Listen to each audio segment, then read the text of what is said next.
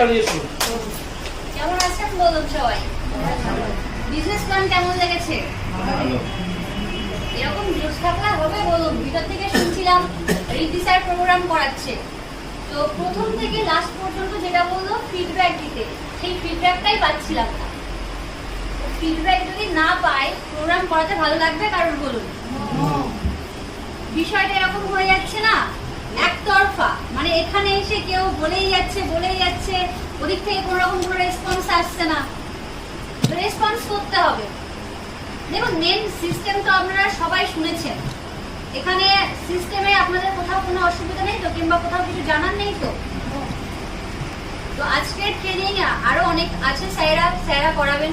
তো মেন যে বিষয়বস্তুগুলো, দেখুন বিজনেস কিন্তু আমরা সবাই দেখছি, কনসেপ্ট প্রপার আমরা ভালোভাবে জানছি, কিন্তু অ্যাপ্লাইটা আমরা করছি না। মানে সবকিছু শুনছি জানছি, কিন্তু যেটা অ্যাপ্লাই করার দরকার আমরা অ্যাপ্লাই করছি না। বিষয়টা এরকম হচ্ছে, এখানে আমরা সবাই চা খাই তো? প্রত্যেকে চা খাই। চা কিভাবে বানাতে হয় প্রসেস কয়জন জানে? কিভাবে বানাতে হয় প্রসেস কয়জন জানে?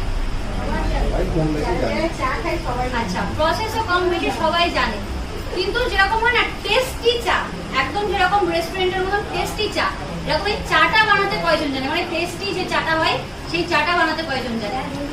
এবারে একজন, একটা হাত উঠছে, মানে একজন। চা সবাই খাচ্ছে, প্রসেস সবাই জানে, কিন্তু সুস্বাদু চা যেটা হয় সেটা বানাতে একজন জানে। এটা কেন হচ্ছে? আমাদের সিস্টেমটাও সেরকমই হচ্ছে। বিজনেস প্ল্যান সবাই জানে, কনসেপ্ট পুরোপুরি ভাবে ক্লিয়ার, কিন্তু এই যে বিষয়টা প্রপার ভালোভাবে যে কাউকে প্ল্যানটা দেওয়া কিংবা প্রপার কাজ করা, সেই বিষয়টার হচ্ছে না।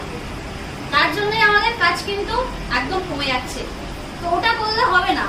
আপনি যেটা শিখছেন এখান থেকে, আপনি যেটা জানছেন, আপনার ডাউন লাইনকে প্রপার সেই বিষয়গুলো জানাতে হবে। তো জানাবেন তো?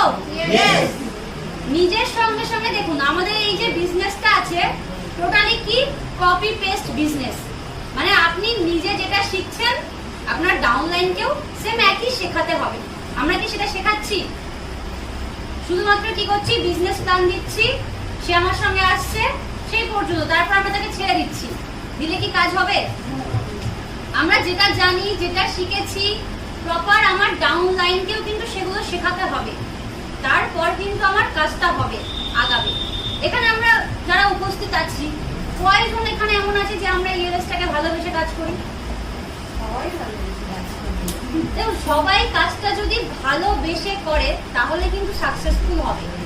কারণ অনেকে ধরুন এরকম আছে যে না, আমার কাজটা করতে হয় তাই আমি করছি, ওরকম ভাবে যদি আমি কাজ করি সেখানে কিন্তু সাকসেসফুল হবে না।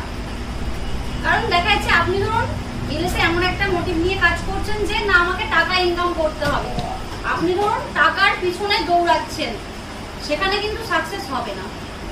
আপনি কাজটা ভালোবেসে করবেন, টাকা আপনার পিছনে দৌড়াবে।